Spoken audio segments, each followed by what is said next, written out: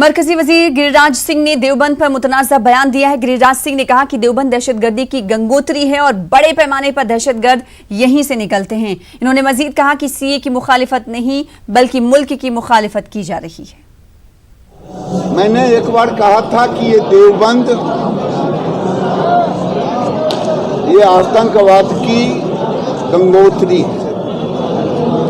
सारे बड़े बड़े दुनिया में जो भी पैदा हुए आतंकवाद, चाहे हाफिज शहीद का मामला हो, ये सारे के सारे लोग यहीं से निकलते हैं।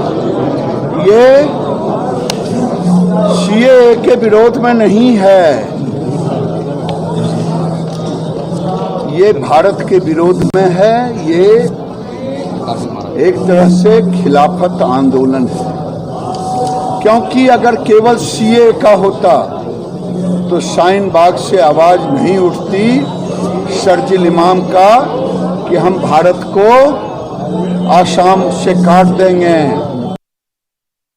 मरकजी वजीर गिरिराज सिंह ने एक बार फिर मुतनाज़ा बयान देकर इस्लामी तालीम के इदारे दारुल उलूम देवबंद को निशाना बनाया है। मरकजी वजीर गिरिराज सिंह सहारनपुर में एक प्रोग्राम में शिरकत करने पहुंचे थे, जहां इन्होंने ये बयान दिया था जो कुछ देर पहले हमने आपको सुनवाया। वहीं इस मुतनाज़ा बयान की उलमा देवबंद ने सख्त लहजे में मजम्मत की और सख्त कार्रवाई का मुतालबा भी किया। जो दारुल या देवबंद के बारे में बयान दिया है, मैं उनसे ये कहूँगा कि वो देवबंद आते, दारुल देखते, मोहतमिम से बातें करते, कोई उनको शिकायत थी तो डायलॉग के जरिए उसको दूर करने की कोशिश करते। इस तरह का बयान देना जिससे नफरत का माहौल फैले और मोहब्बत ख़त्म हो, भाईचारा ख़त्म हो, ये किसी हिंदुस्तानी शहरी को हक नहीं है। माननीय गिरिराज मंत्री इस तरह के बयान देते रहते हैं और वो हमेशा अपने नाम को नुमाया करने के लिए इस तरह का भाषण देते हैं जो देश में आग लगाने का काम करता है। मैं उनको बताना चाहता हूं कि दारुल उलूम देवबंद की तारीख को पढ़ें और अपने गिरेबान में झांकें कि वो खुद दहशतगर्दी की बात करते हैं या अमन की बात करते हैं।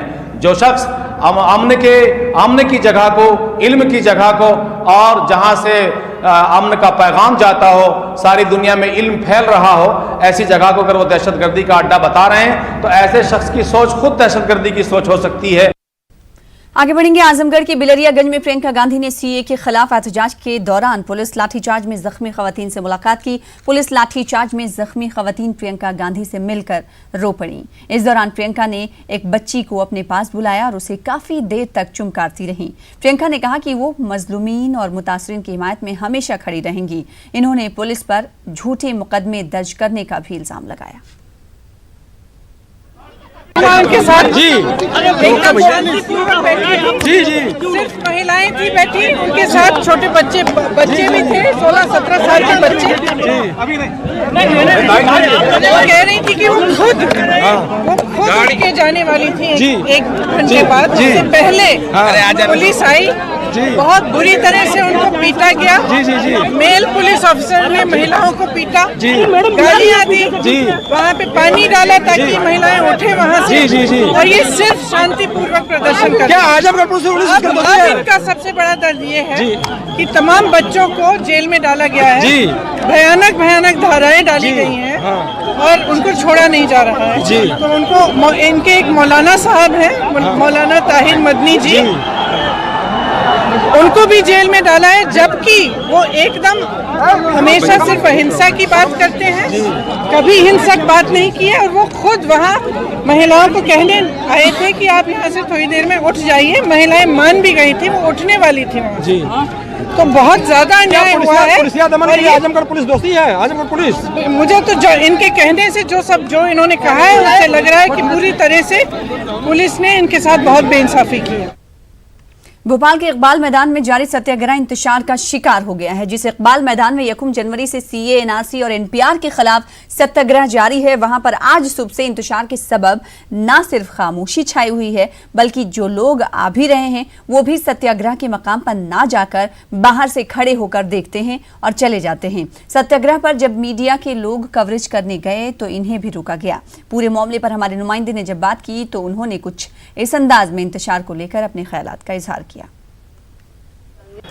भोपाल में 1 जनवरी से साल के आगाज़ के साथ ही सीए, एनआरसी और एनपीआर को लेकर एहतजाज जारी किया गया और इसकी आवाज़ मध्य प्रदेश के दूसरे शहरों में भी गई।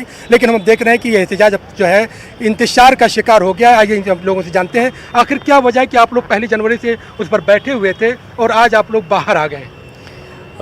बहुत सारे इंटरनल इश्यूज़ हैं जिनको लेकर जो सदस्य काम कर रहे हैं पंडाल के अंदर पंडाल के बाहर, वो एक दूसरे की मेरे ख्याल से आइडियोलॉजी समझ नहीं पा रहे हैं या तो समझने की कोशिश नहीं कर रहे हैं। ये कारण है जिसकी वजह से यहाँ पर दो फाड़ साफ साफ नज़र आ रही है और जिसका खामियाजा आप देख सकते हैं कि पंडाल के अंदर नज़र आ रहा है। जी, तो क्या समझा जाए कि आप लोगों का एहतजाज बंद हो गया, जारी रहेगा? नहीं, हमारा एहतजाज अभी बंद नहीं हुआ है। हम एहतजाज कंटिन्यू करेंगे, चाहे यहाँ करें या किसी और जगह पे करें, लेकिन एहतजाज हमारा तब तक जारी रहेगा जब तक एनपीआर एनआरसी सीए वापस नहीं लिया जा सकता।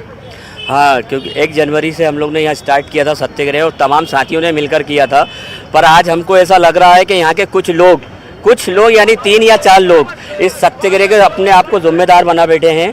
इसमें सभी लोगों का साथ था पिछले 1 जनवरी से और हम इस सत्याग्रह की लड़ाई और आगे लड़ेंगे और आसपास ही लड़ेंगे और इनके साथ लड़ेंगे। मतलब इतनी मैं बता नहीं सकता कि किस तरह से यहाँ प्रॉब्लम है। एहतजाज आप लोगों का जारी रहेगा? जी, किस मिशन के साथ रहेगा? हम लोगों का जो मुद्दा था CAA एनआरसी और इसको वापस करने का था, लेकिन अलग अलग आइडियोलॉजी के लोग थे यहाँ पे। हमें ऐसा लगता था इस पंडाल के नीचे हिंदुस्तान है, लेकिन यहाँ पे कुछ असामाजिक तत्व जो जुड़ गए हैं, जो अलग अलग विचारधारा के हैं। कुछ RSS के लोग भी यहाँ पर शामिल हो गए जो यहाँ का माहौल ख़राब करना चाह रहे हैं। जो महिलाएँ आती हैं, महिलाओं को बहुत ज़्यादा दिक्कत हो रही है और इन चीज़ों को लेकर जब हमने यहाँ पर हमारे जो साथी हैं उनसे बात करी तो उन्होंने टोटल बाइकआउट कर दिया। तो हमने इस सत्याग्रह का बाइकआउट कर दिया है, लेकिन हम हमारी जंग जारी रखेंगे जब तक एनआरसी CAA एनपीआर वापस नहीं हो जाता। हम देखते हैं कि यहाँ पे जो लोग हैं वो लोग जिन्होंने 1 जनवरी से नए साल के आगाज़ के साथ ही एहतजाज शुरू किया था, यहाँ पर इंतशार हो गया और वो लोग जो टेंटों में बैठते थे अब वहाँ पर नहीं है। इनका कहना है कि एहतजाज जारी रहेगा और ये तब तक एहतजाज जारी रहेगा जब तक कि जो है हुकूमत हिंद इसको वापस नहीं लेती है। और दूसरे लोग जो इसमें इंतशार पैदा कर रहे हैं उनके खिलाफ भी ये मुत्तहिद होकर हिंदुस्तान को बचाने को लेकर, आइन को बचाने को लेकर अपनी तहरीक को जारी रखेंगे। कैमरामैन दीपक के साथ मेहताब आलम, न्यूज़ 18 भोपाल। उधर दिल्ली इलेक्शन की जीत का जश्न कोलकाता के पार्क सर्कस मैदान में मुनक्किद खवातीन के धरना मंच में भी मनाया गया। खवातीन ने दिल्ली की जीत को मुल्क की आवाम की जीत बताते हुए कहा कि खवातीन का हौसला मजबूत हुआ है। शहर के पार्क सर्कस में मैदान में खवातीन का धरना जारी है। खवातीन ने CAA कानून वापस न लेने तक धरना जारी रखने का फैसला किया है। ये तो अभी चलता रहेगा जब तक एनआरसी CAA और एनपीआर खत्म नहीं हो जाता। इन लोगों ने रातों रात पार्लियामेंट जगा करके वोट लेकर के बिल को एक्ट बना दिया। अभी इन लोगों के पास है, अब वो खुद जागे और ये देखें कि पूरे हिंदुस्तान भर में क्या हो रहा है और कल दिल्ली में क्या हुआ। ये केजरीवाल की जीत और ये बीजेपी की हार, ये बहुत बड़ी एक चेतावनी है बीजेपी को कि अभी भी ये समझ जाए, वरना पूरा हिंदुस्तान इनके हाथ से निकल जाएगा। तो ये जब तक वापस इस काला कानून को नहीं लेते, इस काला कानून से ये नहीं हट जाते, हम लोग यहाँ से नहीं हटेंगे, तब तक ये चलता रहेगा। और औरतों का हौसला भी बहुत बुलंद हो गया है। ये कल की हमारी जीत, ये सिर्फ वो केजरीवाल की जीत नहीं थी, बल्कि ये तमाम लोगों की जीत थी, ये दिखाने के लिए कि अब इस सरकार को और लोग नहीं पूछने वाले, क्योंकि ये सरकार बहुत जुल्म कर रही है लोगों की। मगरबी बंगाल मदरसा बोर्ड के आलिम व फाजिल के इम्तिहान में 14% गैर मुस्लिम तलबा तालिबात शिरकत कर रहे हैं। मदरसा बोर्ड के सदर अबू ताहिरुज़्ज़मा ने कहा कि मदारिस में बेहतर तालीमी निज़ाम की वजह है हर तबका अब मदारिस की तालीम को अहमियत दे रहा है। वाज़ेह है कि इमसाल 68,000 तलबा बोर्ड के इम्तिहान में शरीक हो रहे हैं, जिनमें 14% गैर मुस्लिम तलबा भी शामिल हैं जो अरबी का भी इम्तिहान दे रहे हैं। না, আমি এটা নিয়ে গতবারে আগেও বলেছি যে এখন মাদ্রাসা এবং সেকেন্ডারির যা সিলেবাস এক পার এবং এখানে যে একটা পেপার পড়তে হয় আমাদের অ্যারাবিক, সেটা তো বাংলায় লেখা এবং বাংলায় উত্তর। বিশেষ করে আমাদের মাদ্রাসাগুলোতে এখন প্রযুক্তির মাধ্যমে যে শিক্ষা, স্মার্ট ক্লাসরুম, আইটি, আইসিটি এর মাধ্যমে যে শিক্ষা, তা সেখানে ছাত্রছাত্রীরা দেখছে আমি উচ্চশিক্ষা বা ভালো শিক্ষা কোথায় পাবো, সেটা মাদ্রাসায় হোক বা স্কুল হোক। আর্থসামাজিক দিক থেকে পিছিয়ে পড়া শ্রেণীর বলে আমরা মনে করছিলাম একটা সময় যে এরাই বেশি পড়ছে, ব্যাপারটা এখন কিন্তু তা না। এখন ছেলেমেয়েরা দেখছে, সেটা মুসলিম হোক নন মুসলিম হোক, যে আমার কাছাকাছি স্কুল এবং সেখানে কোথায় ভালো শিক্ষাটা আমি পাবো। সেক্ষেত্রে আমরা জানি যে পশ্চিমবঙ্গে এমন দুটো জেলা আছে যেখানে মুসলিমের চেয়ে নন মুসলিম স্টুডেন্ট বেশি, ফলে এটা একটা মাদ্রাসা শিক্ষার ভালো। मुंबई शाहीन बाग के एहतजाजी खवातीन ज़ेरे तामीर मोरलैंड रोड के हिस्से को छोड़कर एहतजाज कर रही हैं। वाज़ेह है कि बीएमसी की ई वार्ड असिस्टेंट कमिश्नर ने मुजाहरे में शामिल खवातीन व मुंतज़मीन को मोरलैंड रोड की तामीर के काम में रुकावट डालने का इल्ज़ाम लगाते हुए 149 का नोटिस जारी किया। एहतजाजियों ने कमिश्नर से तामीरी काम में रुकावट न डालने का यकीन दिलाते हुए एहतजाज को जारी रखने के अज़्म का इजहार किया। हमारे नुमाइंदे मुहिउद्दीन ने एहतजाजी खवातीन और एहतजाज के मुंतज़मीन से बातचीत की। मुंबई शाहीन बाग का एहतजाज जो है वो 17वें दिन में दाखिल हो चुका है और कल इस एहतजाज को जो है वो पूरे 3 हफ्ते का अरसा मुकम्मल हो जाएगा। आप देख सकते हैं कि मतलब बड़ी तादाद में ख्वातीन यहाँ पर मौजूद हैं। हम लोगों पर एफआईआर हुआ था कि मतलब इनको रोड का काम चालू करवाना है और हमारे प्रोटेस्ट की वजह से इन लोगों के काम में रुकावट आ रही है।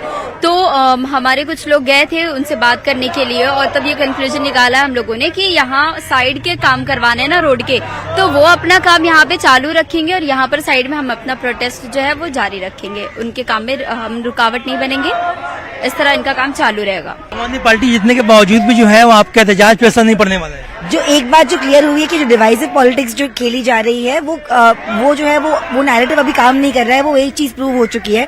सो उससे लोगों को हौसला जरूर मिलेगा कि यहाँ पे पब्लिक सपोर्ट जो है वो बढ़ रहा है। लोग हिंदू मुस्लिम वाले डिवीजन से बाहर आके अभी लोग फोकस कर रहे हैं डेवलपमेंट में, प्रोग्रेस में, सेक्युलरिज्म पे। तो आप ये बताइए कि आम आदमी पार्टी जो है वो बड़ी बहुमत से कामयाब हो चुकी है, बड़ी कामयाबी मिली है, तो क्या उसका असर जो है प्रोटेस्ट पे हो रहा है या होने वाला है या अम्ब्रेला लग गई है? छतरी हमने छिपा के रखी थी पुलिस के डर से, आज हमारी छतरी बाहर आ गई है। नहीं, पूरा देश पे उसका परिणाम हुआ है। ऑन मोस्ट सीरियस नोट, पूरे देश में उसका परिणाम हुआ है, क्योंकि जितनी नफरत की राजनीति, गोली की राजनीति बीजेपी ने अपनी पूरी ताकत लगा दी थी। केजरीवाल दिल्ली में कामयाब होंगे, उसके बाद जो है वो एक रेजोल्यूशन लाया जाएगा दिल्ली असेंबली में, उसके बाद एहतजाज को खत्म किया जाएगा। क्या इस बात पे जो है वो अमल हो सकता है आपकी निगाह में, क्योंकि आप पूरे आंदोलन से जुड़े हुए हैं, दिल्ली से, मुंबई से, बेंगलोर से, इसके बारे में क्या ख्याल है? पहले रेजोल्यूशन आना तो दिल्ली में, हमको महाराष्ट्र में जरूरत है। जैसे केरल ने कहा है कि एनपीआर हमारे वहां नहीं होगा, डायरेक्टली सेंसस होगी, वो बात महाराष्ट्र असेंबली में तो आए, महाराष्ट्र के लीडर तो दे, क्योंकि महाराष्ट्र में अगर एनपीआर हो गया तो उसके बाद एनआरसी तो होना है। तो ये लड़ाई हम लोग बहुत सोच समझ कर, हम लोग महाराष्ट्र की सरकार में टकराव में नहीं है। कल 2:30 बजे यहाँ की महिलाओं की मीटिंग होने वाली है महाराष्ट्र के होम मिनिस्टर के साथ, अनिल देशमुख के साथ। गीतांजलि और हमारी ये अपनी बिंजल वगैरह सब जाने वाली है, हमारी यहाँ से जो महिला साथी है वो सब जाने वाले, ठीक है। तो सीरियस बातें अभी महिला साथी मेरी वहाँ करेगी। एक तो जो पुलिस का दमन है, ये 149 के जो प्रॉब्लम्स आ रहे हैं, और जो राजनीतिक हमारी डिमांड है, वो सब जाके कल बात होने वाली है। कल जो है वो होम मिनिस्टर से मुलाकात है, ये दूसरी मुलाकात होगी होम मिनिस्टर से। अब देखना यह है कि मतलब होम मिनिस्टर से मुलाकात के बाद जो है वो क्या फैसला हो पाता है और क्या ये एहतजाज जो है वो एक नया मोड़ ले पाता है कि नहीं। कैमरा पर्सन संतोष दिसले के साथ मुहिउद्दीन, न्यूज़ 18 मुंबई। नफरत की सियासत जहां दिलों को तोड़ने, खौफजदा करने और वसवसों में मुब्तला करने पर तुली है, तो वहीं इस मुल्क में एक दूसरे का दर्द बांटने, जुल्म और ज्यादती के खिलाफ आवाज बुलंद करने और मोहब्बत के पैगाम को आम करने वालों की भी कमी नहीं। ऐसा ही एक हौसला अफजा नजारा औरंगाबाद के शाहीन बाग में देखने को मिला, जहां एहतजाज पर डटी मुस्लिम बहनों की ज़ियाफत गैर मुस्लिम बहनों ने की।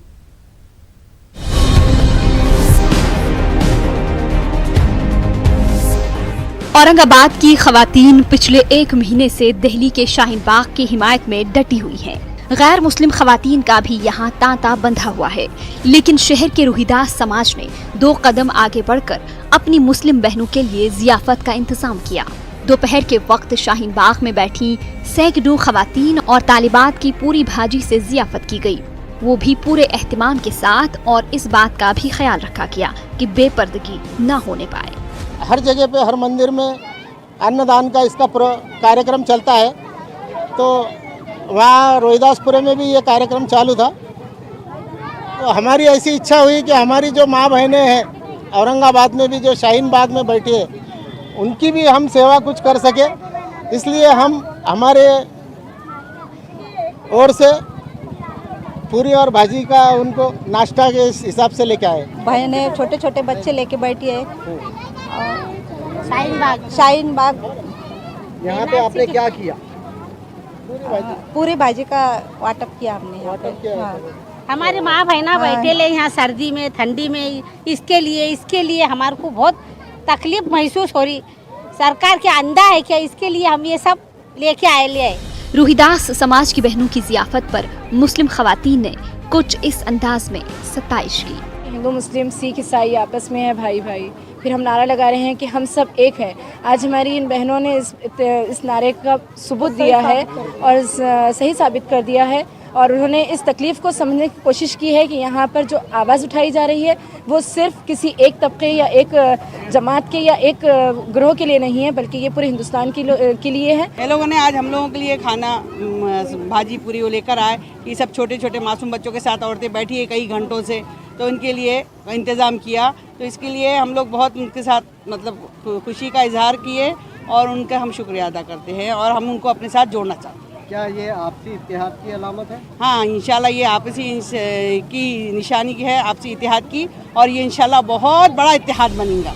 7 जनवरी को जब औरंगाबाद के चंद गयूर नौजवानों ने दिल्ली के शाहीन बाग की हिमायत में जंजीरी हड़ताल शुरू की थी, उस वक्त किसी के वहम गुमान में भी नहीं था कि ये एहतजाज एक तहरीक की शक्ल इख्तियार कर लेगा। पहले दिन से ही बापर्दा खवातीन और तालिबात ने अपने भाइयों की आवाज पर लबैक कहा। औरंगाबाद का शाहीन बाग अब आपसी इत्तेहाद की अलामत बनकर उभरा है। औरंगाबाद के शाहीन बाग में रोहिदास समाज की तरफ से पूरी और भाजी तकसीम की गई। ये हिंदू मुस्लिम इत्तेहाद की एक बेहतरीन मिसाल कही जा सकती है। अजहरुद्दीन, न्यूज़ 18 उर्दू, औरंगाबाद। आसाम हुकूमत जल्द ही मुसलमानों के 4 ग्रुपों को नस्ली कबीले का दर्जा देने वाली है। मुसलमानों के 4 ग्रुप्स असमी ज़बान बोलने वाले हैं और ब्रह्मपुत्र की वादियों में रहते हैं। इलाकाई देसी मुसलमानों की कई तंजीमें ब्रह्मपुत्र की वादियों में रहने वाले ऐसे मकामी असमी मुसलमानों को तहफ़्फ़ुज़ और उनकी शनाख्त को बरकरार रखने के लिए आवाज़ बुलंद करते रहे हैं। ऐसे असमी मुसलमानों की तादाद बंगाली मुसलमानों से कम बताई जाती है। न्यूज़ 18 से बात करते हुए आसाम माइनॉरिटी बोर्ड के चेयरमैन मोमिन अलावल ने कहा कि इन्होंने हुकूमत के सामने ब्रह्मपुत्र की वादी में रहने वाले देसी मुसलमानों को नस्ली कबीले का लक़ब देने की तजवीज़ पेश की है, क्योंकि अब तक आसाम हुकूमत के पास इंडिजिनस असमी जैसी इस्तिलाह की कोई तारीफ या फिर जिक्र नहीं है। मोमिन अलावल ने बताया कि गोरिया, मोरिया, देसी और चाय कबीला जोल्हा की आबादी 40 लाख है और ये पहले से ही मोर अदर बैकवर्ड क्लास के जुमरे में शामिल हैं। कल जो मीटिंग हुआ था उसमें जो माइनॉरिटी डिपार्टमेंट का मिनिस्टर था वो प्रेजेंट था। तो मूल विषय 2 था। एक विषय था जो अभी कोऑपरेशन निगम जो कॉन्स्टिट्यूट करने के लिए जा रहे हैं उसमें उसका नाम क्या होगा। तो गवर्नमेंट का तरफ से पहले खिलंजिया मुसलमान 2 शब्द बोला था। तो कल हमारा तरफ से 21 ऑर्गेनाइजेशन ने पार्टिसिपेट किया था, जो जनगोष्ठी समन्वय परिषद आसाम का तरफ से। सभी ने बोला कि ये मुसलमान और खिलंजिया ये दोनों शब्द इसमें नहीं रहना चाहिए। जो ग्रुप का आइडेंटिटी जो है गोरिया, मोरिया, देसी, 3 टाइप्स जोल्हा, ये 4 ग्रुप का नाम से ये निगम होना चाहिए, ये कोऑपरेशन होना चाहिए। दूसरी बात, जो बजट में घोषित किया गया था कि सेंसस होगा, तो वो सेंसस आसाम गवर्नमेंट का जो रेवेन्यू डिपार्टमेंट है वो रेवेन्यू डिपार्टमेंट करेगा। उसका साथ आसाम का होम डिपार्टमेंट और माइनॉरिटी डिपार्टमेंट ये दोनों रहेंगे, और साथ में जो इंडिजिनियस ग्रुप का जो गोरिया, मोरिया, देसी, जोल्हा लोग हैं उन लोगों को ऑर्गेनाइजेशन का भी सपोर्ट रहेगा और पब्लिक का भी सपोर्ट रहेगा सेंसस में। तीसरी बात है जो सैयद तो सारा वर्ल्ड में है, जो हजरत मोहम्मद सल्लल्लाहु अलैहि वसल्लम का वंशधर है। जो आसाम में जो ब्रह्मपुत्र वैली है, ब्रह्मपुत्र वैली में जो आसामी सैयद हैं, ये लोग यहाँ का लोकल लोग हैं। जो इस्लाम को फैलाने के लिए यहाँ जो सैयद लोग आया था, जो पीर लोग आया था, वो लोग यहाँ लोकली मैरिज करके उन लोग का वंश आगे बढ़ाया है। इसीलिए वो आसाम का जितना जो ब्रह्मपुत्र वैली का आसामी सैयद है, वो सैयद भी ये गरिया जनगोष्ठी का अंडर में रहेंगे, ये बात हो गया है। और बराक वैली में जो इंडिजिनियस ग्रुप है उन लोगों का बारे में भी कल बात हुआ था। वो लोग गवर्नमेंट अलग से चिंता करेगा। वो बराक वैली का जितना ऑर्गेनाइजेशन है उन लोगों के साथ बात करके वो बात को आगे बढ़ाएगा। और आज हम एक अपील किया है, जो आसाम में जो गोरिया मोरिया देसी और टी ट्राइब्स जोला जो लोग हैं, जो सबका नाम जो बंगीय मूल का जो बांग्लादेश से आया हुआ मुसलमान है, सबका नाम एक ही है। उसको आइडेंटिफिकेशन के लिए थोड़ा प्रॉब्लम होता है, मुश्किल होता है। इसीलिए जो सरकार ने जो इनिशिएटिव लिया है, इस इनिशिएटिव का साथ हम सब ट्राइब हमारा जनगोष्ठी का जितना लोग है वो सहयोग करना चाहिए। इसीलिए जो हमारा जो नाम है, नाम का पीछे हमारा जो ट्राइब्स है वो ट्राइब्स हम लिखेंगे। आज से मैं सैयद मुमीनुल अव्वल गरिया का नाम से जाना जाएंगे। मेरा नाम आज से सैयद मुमीनुल अव्वल गरिया होगा। हम एफिडेविट करके ये नाम चेंज करेंगे। और सारा आसाम का जितना लोग हैं सबको ये मैं अपील करता हूँ, ये सामाजिक तरफ से सामाजिक माध्यम में भी ये एक आंदोलन का तरफ फैलाइए। जो आसाम का जितना गोरिया मोरिया देसी ट्री ट्राइब्स जोला है, सब लोगों ने आपका नाम का पीछे ये शब्द व्यवहार करिए, आपका आइडेंटिटी। तकरीबन 18 साल के इंतजार के बाद राजस्थान हुकूमत अपना अलग मदरसा बोर्ड एक्ट असेंबली में पेश करेगा। रियासती हुकूमत के मुताबिक इस मदरसा एक्ट को मंजूर भी कर लिया जाएगा। इस तरह 18 साल बाद एक सरकारी हुक्म के साथ ही मदरसा बोर्ड को आईनी दर्जा मिल जाएगा और मदारिस में ज़ेर तालीम अक़लियती तलबा को एक नई जहत मिलेगी। राजस्थान के मदरसों को अपना अलग मदरसा एक्ट इस साल मिल जाएगा। राजस्थान के अल्पसंख्यक मामलात मंत्री ने साफ कर दिया है कि मुख्यमंत्री इस बार विधानसभा में न सिर्फ मदरसा एक्ट पेश कर देंगे बल्कि पास भी करने की तैयारियां पूरी कर ली गई हैं। पिछले 18 साल से राजस्थान के मदरसे इस बात का इंतजार कर रहे थे कि राजस्थान के मदरसों को संवैधानिक दर्जा मिले और यहाँ का अपना अलग मदरसा बोर्ड जो बना है उसका एक्ट हो। मदरसों को संवैधानिक दर्जा देंगे, उसके लिए मुझे खुशी है इस बात की कि मुख्यमंत्री ने जो कहा कि इस सत्र में हमारा प्रयास रहेगा कि हम जल्दी ही मदरसों को हम संवैधानिक दर्जा भी दें। हाँ, मदरसा एक्ट उसमें बना करके लागू कर दिया जाए। हाँ, मदरसा एक्ट ला करके जल्दी उनको लागू करने इसी सत्र में काम हमारा रहेगा कि जल्दी करें। इसके अलावा पहली बार हमने देखा राजस्थान के अंदर जो मदरसों की ज़रूरत थी कि मदरसों को हम किस प्रकार से मॉडल मदरसे बनाएं, उनको अच्छी शिक्षा से किस प्रकार से जोड़ा जाए, स्मार्ट क्लासरूम, वहाँ पर पहली बार हमने खेल सामग्री, फर्नीचर्स, उनकी ज़रूरतों को पूरा किया है। फिलहाल कई राज्यों का अध्ययन करने के बाद में मदरसा एक्ट तो तैयार कर लिया गया था, लेकिन पिछले 1 साल से मदरसा एक्ट ठंडे बस्ते में पड़ा हुआ था। उम्मीद की जानी चाहिए कि इस बार जो मदरसा एक्ट पास कर दिया जाएगा उससे प्रदेश भर के न सिर्फ 3200 मदरसों को ज़्यादा सहूलियतें मिलेंगी बल्कि वहाँ पढ़ने वाले 2.5 लाख जो बच्चे हैं उन्हें भी मदरसों के अंदर हाईटेक एजुकेशन देने में ज़्यादा आसानी होगी। कैमरा पर्सन बलबीर सिंह राठौड़ के साथ में अरबाज अहमद, न्यूज़ 18 के लिए जयपुर से।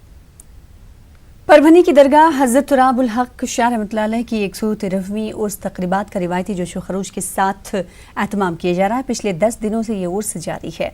दरगाह हज़रत तुराबुल हक शाह की ज़ियारत के लिए दूर दराज से लोग यहाँ आते हैं, अक़ीदत के फूल और चादर चढ़ाकर उनके साथ अक़ीदत का इजहार करते हैं। इस दरगाह को हिंदू मुस्लिम कौमी यकजहती के हवाले से भी एक अलग पहचान मिली हुई है। दरगाह में मुजावरी के फ़राइज़ एक हिंदू ख़ानदान पिछले कई सालों से अंजाम देता आ रहा है।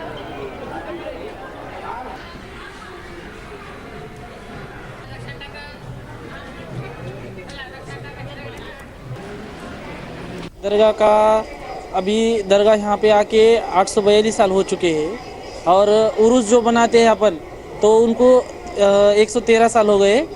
और मैं नागेश माधवराव रेंगे, ये दरगाह का मुतवली, वो मुजावर दरगाह का हूँ और 1 तारीख फरवरी को यहाँ दरगाह का उर्स भरता है तो 15 तक अभी ये उर्स बहुत अच्छे तरीके से रहता है।